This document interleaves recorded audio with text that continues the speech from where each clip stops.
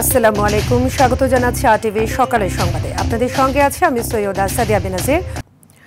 অন্তর্বর্তী সরকারের গঠিত বিভিন্ন সংস্কার কমিশনের দেয়া সুপারিশ চূড়ান্ত ও জুলাই সনদ প্রস্তুত করতে রাজনৈতিক দলগুলোর সঙ্গে জাতীয় ঐকমত্য কমিশনের দ্বিতীয় পর্যায়ের সংলাপ হবে আজ বেলা 11টায় রাজধানীর ফরেন সার্ভিস একাডেমিতে বৈঠক শুরু হবে। এ সময় সংবিধানের ৭০ অনুচ্ছেদ, স্থায়ী কমিটির সভাপতি মনোনয়ন, আইনসভায় নারী প্রতিনিধিত্ব, দ্বিকক্ষ বিশিষ্ট সংসদ ও প্রধান বিচারপতির নিয়োগ প্রক্রিয়া নিয়ে আলোচনা হবে। এছাড়া 18-19 জুন রাজনৈতিক দলগুলোর সঙ্গে আলোচনা করবে কমিশন।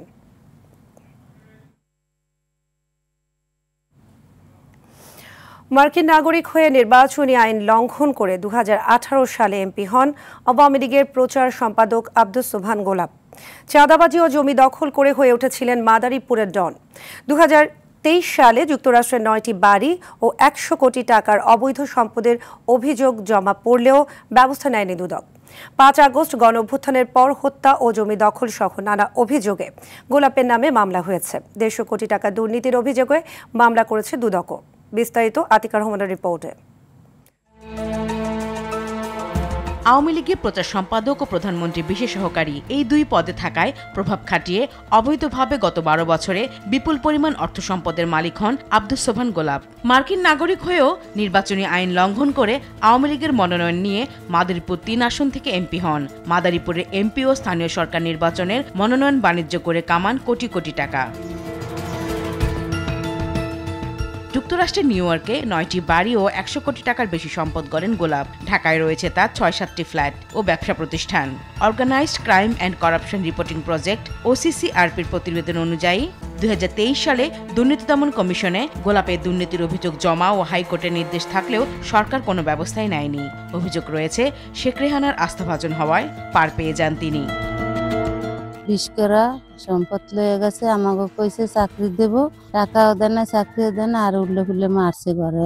এই দোকান ভাই ইনস্টার 6 লাখ টাকা হালাই দিছে। ও আমার যেহেনে জায়গা সেহেনে টাকা দেন না, পয়সা দেন না, লইয়া গেছে। 2022 সাল থেকে মাদারীপুরে আওয়ামী লীগের সিনিয়র নেতারা এক প্রকার বয়কট করেন গোলাপকে। 2015 থেকে 24 সাল পর্যন্ত এলাকার সাধারণ মানুষকে মামলা ও নির্যাতনের ভয় দেখিয়ে জমি দখল করেন। এসব জমিতে নিজের নামে শিক্ষা প্রতিষ্ঠানও করেন গোলাপ। 5 আগস্ট গণ অভ্যুত্থানের পর গোলাপের নামে বেশ কয়েকটি মামলা করে ভুক্তভোগীরা। আমার জায়গা জমি সব লইয়া গেছে, জোর জবত তুললেও জায়গা জমিন লইয়া দখল করে নিছে, নিয়া তার প্রতিষ্ঠান করছে। আমরা বাজারিতে যাওয়ায় আমার বড় ভাইরে 5 বছর তো আমার দেশে আইতে দেয় না, দাওয়ায় রাখছে। তারপর আমরা কেস করছি, কেস করার পরে ওই কেসটা তারা জোর জবত করে খালাস করছে। হ্যাঁ, আমাকে জায়গা জমি সবকিছু নিয়ে গেছে। আমার শ্বশুরের আমাকে উপরে অনেক নির্যাতন করে, হ্যাঁ অনেক অত্যাচার করে। আমাকে বাড়ি থাকতেও দেন, আমার কোনো দেওয়ার বাসর কেউ থাকতে পারে না, হার কারণে বাড়ি। গোলাপের ঢাকায় বাড়ি সহ নিউ ইয়র্কে $40 লাখ 9টি বাড়ি ও 51টি ব্যাংক হিসেবে 97 কোটি 63 লাখ টাকা প্রমাণ পাওয়ায় মামলা করেছে দুদক। গত বছরের 25 আগস্ট দেশ ছেড়ে পালানোর সময় গ্রেফতার হন আব্দুস সোবহান গোলাপ।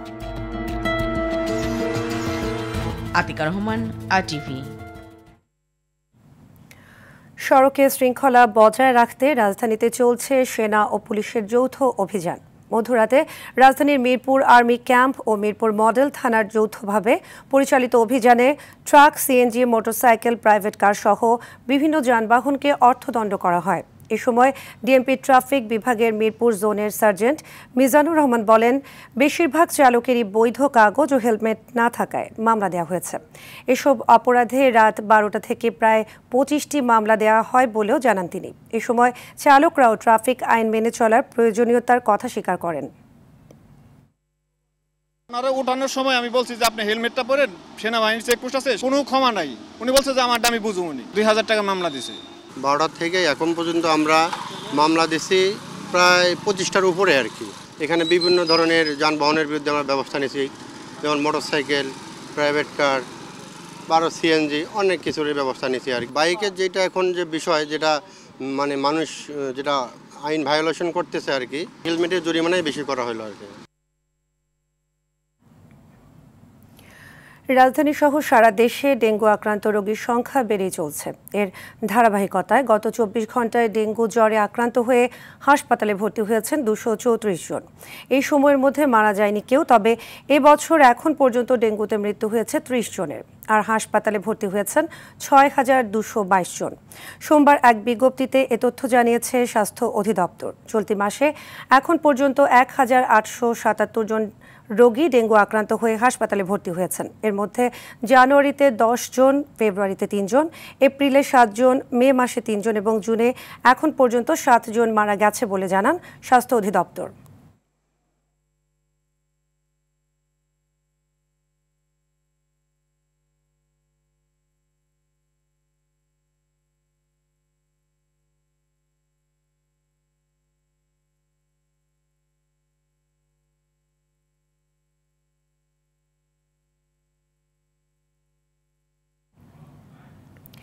এই মুহূর্তে মুগদা মেডিকেল কলেজ হাসপাতালে রয়েছেন সহকর্মী দীপন দেওয়ান, সরাসরি যুক্ত হচ্ছেন সেখান থেকে। দীপন, হাসপাতালে রোগীদের পরিস্থিতি কেমন দেখতে পাচ্ছেন, সেই সাথে চিকিৎসকরা এই বিষয়ে কি বলছেন আমাদের জানাবেন।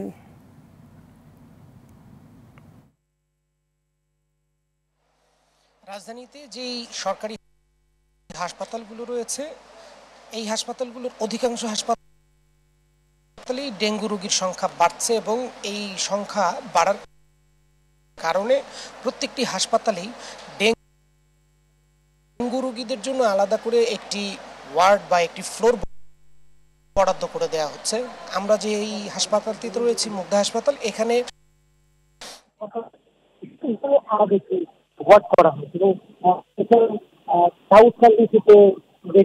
ডেঙ্গু রোগে আক্রান্ত পুরুষ এবং মহিলারা, এবং এই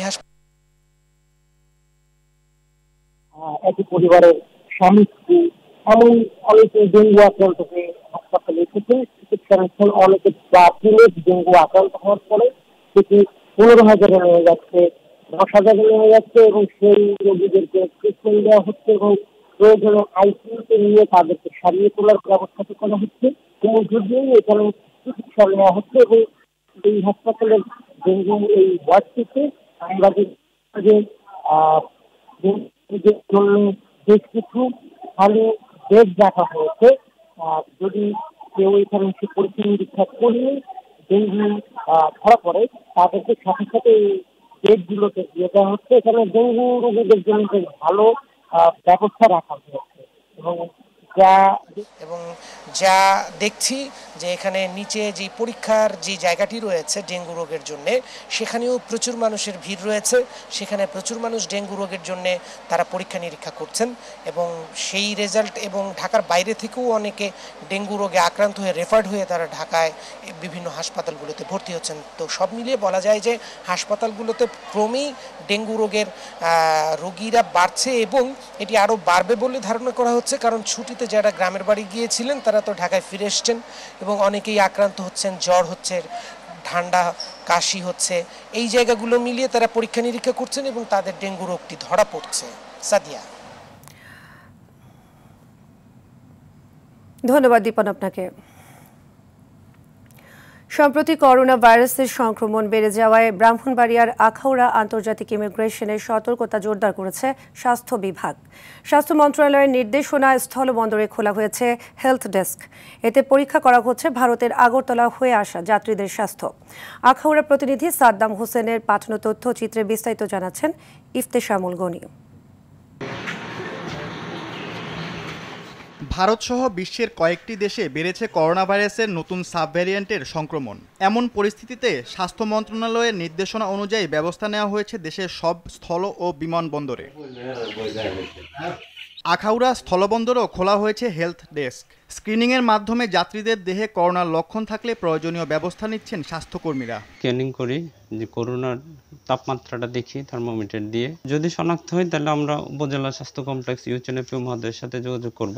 এ ধরনের ব্যবস্থাপনায় করোনা ছড়ানোর ঝুঁকি অনেকটাই কমবে বলে মনে করেন ভারত থেকে আসা যাত্রীরা। টেম্পারেচার চেকিং করতেছে, টেস্টিং করতেছে, এই জিনিসটা করোনাটা কন্ট্রোল করার জন্য সুবিধা হবে। কোভিড যে নতুন ভেরিয়েন্ট এসছে, এটা নিয়ে যে আমাদের তাপমাত্রা পরীক্ষা এবং যে সুরক্ষা ব্যবস্থা হিসেবে হেক্সোল হিসেবে যেটা প্রোভাইড করেছে, এটাতে আমরা খুবই আনন্দিত।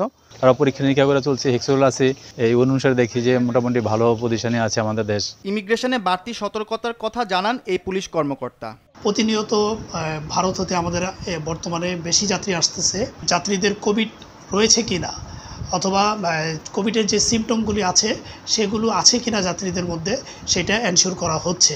পাশাপাশি আমাদের ইমিগ্রেশনের মাধ্যমে আমরা সচেতনতামূলক ব্যবস্থা নিচ্ছি। কোভিড আক্রান্তদের জন্য 5টি বেড বরাদ্দ রাখা হয়েছে উপজেলা স্বাস্থ্য কমপ্লেক্সে। আমরা সতর্কতা জারি করেছি স্বাস্থ্য বিভাগ থেকে এবং আমরা এখানে একটা স্ক্রিনিং বুথ বসিয়েছি। প্রতিদিনই আমাদের 2 শিফটে আমাদের স্বাস্থ্যকর্মী এবং ডাক্তাররা যেই যাত্রী অ্যারাইভাল হচ্ছে অথবা ডিপার্চার হচ্ছে তাদেরকে আমরা স্বাস্থ্য পরীক্ষা করছি। বাংলাদেশে করোনার বিস্তার রোধে দুই দেশের মধ্যকার যাত্রীদের সচেতনতার উপর জোর দিলেন সংশ্লিষ্টরা। ইফতেসামুল গনি, RTV। কুষ্টিয়ায় করোনা পরীক্ষার PCR ল্যাবের একটি কক্ষের যন্ত্রাংশ চুরি হয়ে গেছে।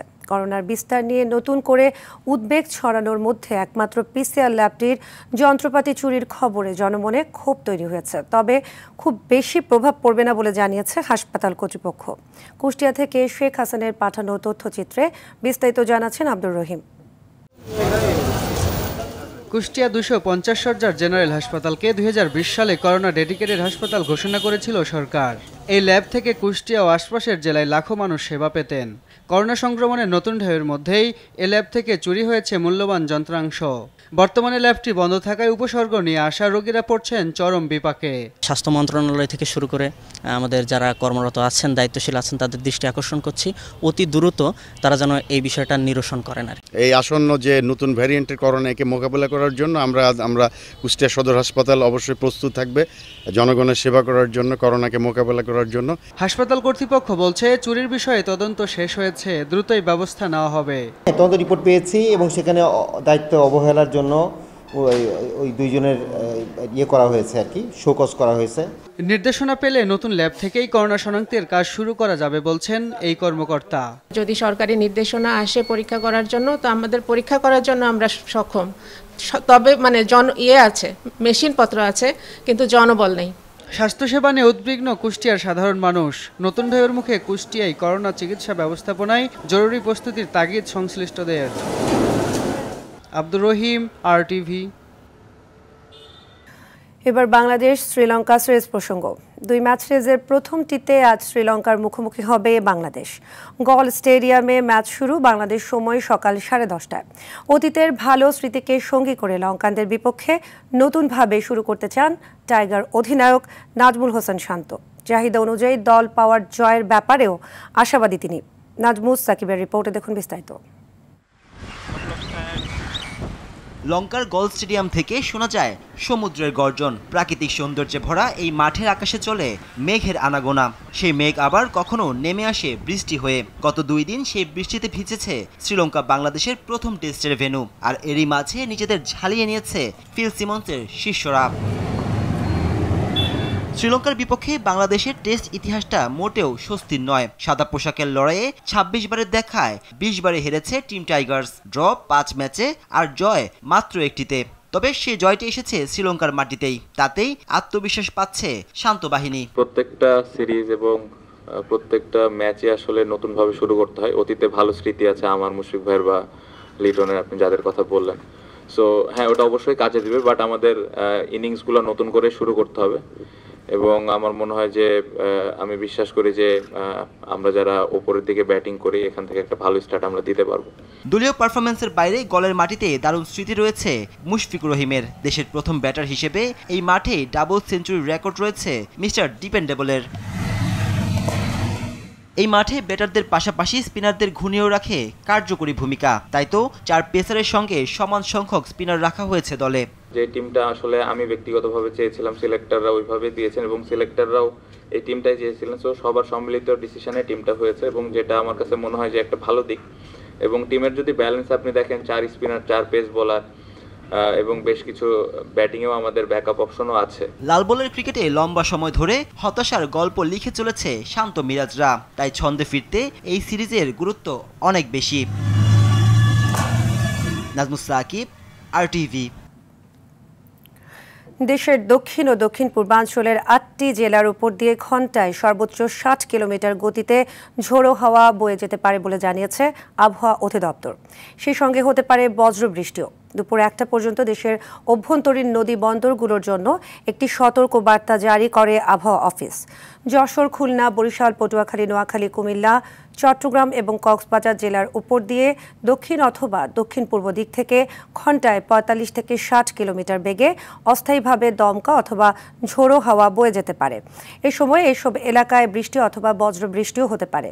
ঝড়ের আশঙ্কায় সংশ্লিষ্ট জেলার নদী বন্দরগুলোকে ১ নম্বর সতর্ক সংকেত দেখাতে বলা হয়েছে।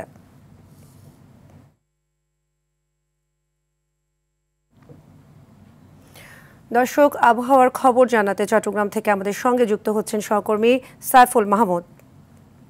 সাইফুল, চট্টগ্রামে আবহাওয়ার পরিস্থিতি কেমন দেখতে পাচ্ছেন, সেই সাথে সমুদ্রের নৌযান চলাচল স্বাভাবিক আছে কিনা আমাদের জানাবেন। সাদিয়া, আসলে যেমনটি বলেছেন, আষাঢ় মাসের ৩ তারিখ রাতভর গুড়ি গুড়ি বৃষ্টি হয়েছে এবং সকাল থেকেও কিন্তু এই মুহূর্তে কিছুটা কিন্তু আসলে বৃষ্টি বন্ধ আছে, যার কারণে আবহাওয়া একটু ভালোর পথেই।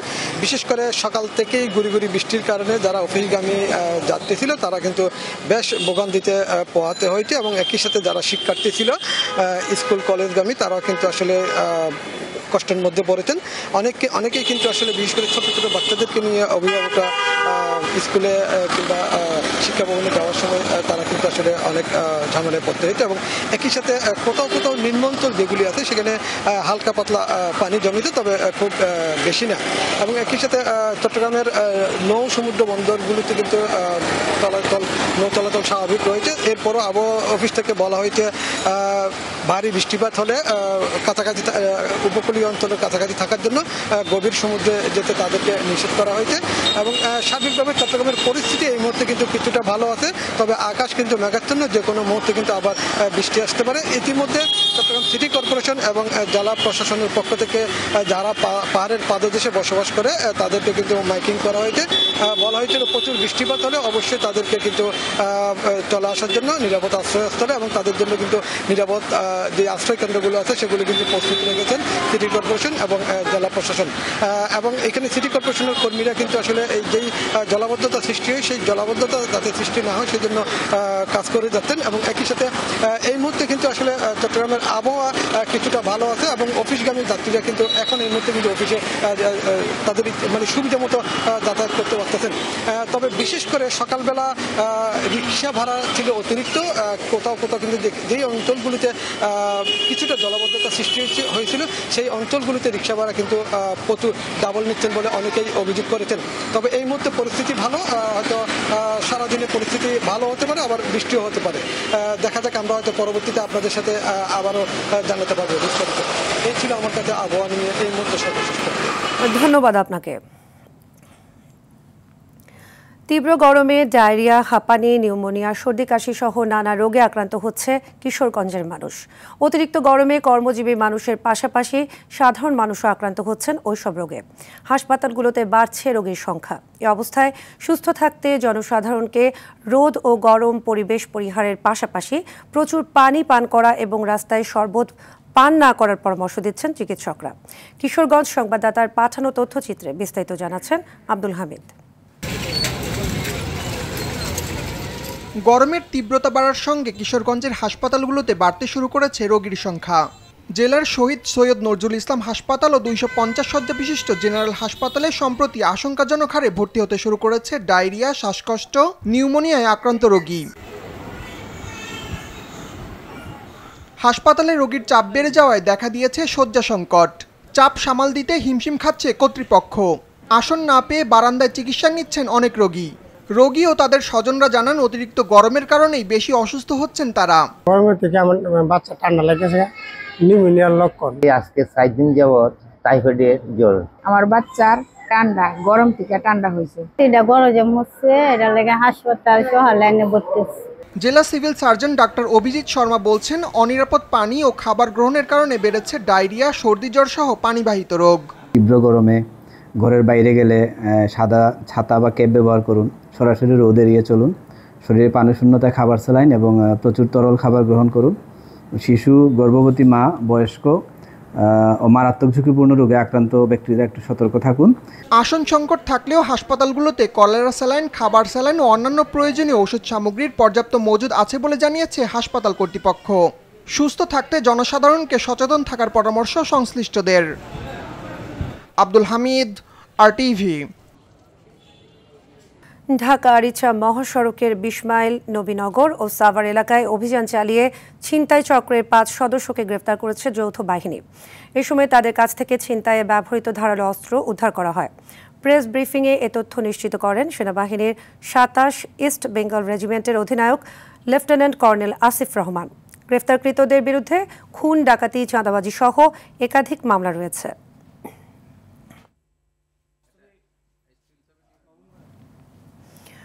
নওগাঁর নিয়ামতপুরে সড়ক প্রশস্তকরণ কাজ দ্রুত এগিয়ে চলছে।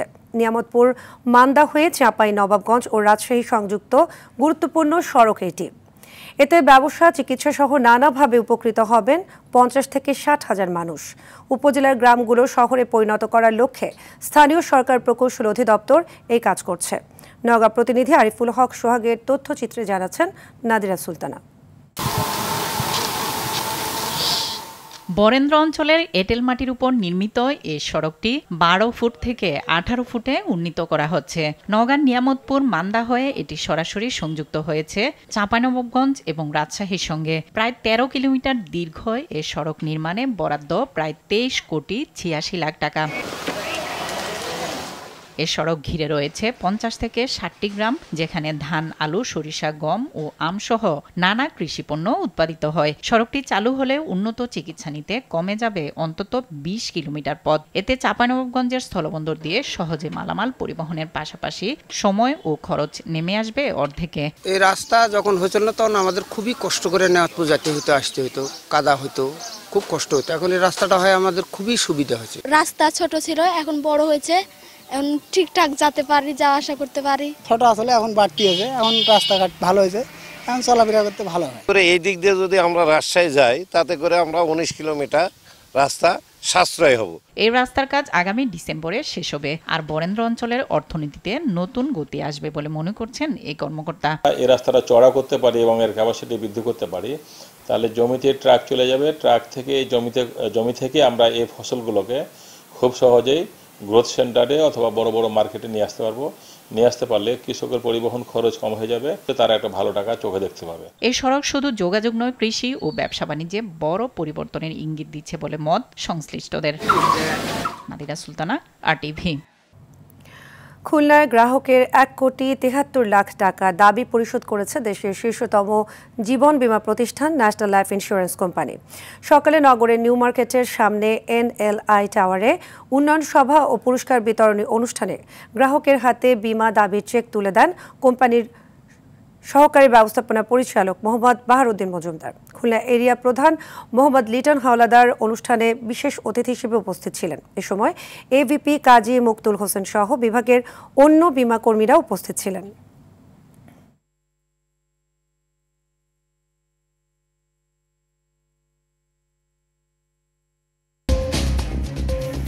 সকালের সংবাদ এই পর্যন্তই। মধ্যাহ্নের সংবাদ দুপুর ১২টায় দেখার আমন্ত্রণ রইল। ধন্যবাদ সবাইকে।